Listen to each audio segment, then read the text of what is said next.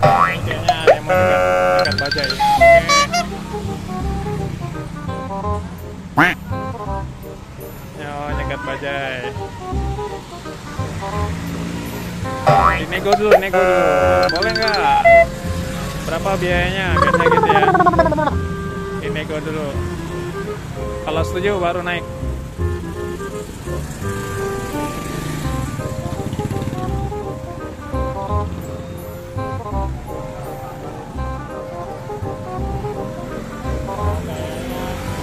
Kayaknya negonya nggak berhasil guys.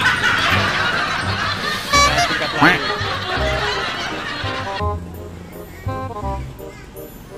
Nih ada bajai lagi.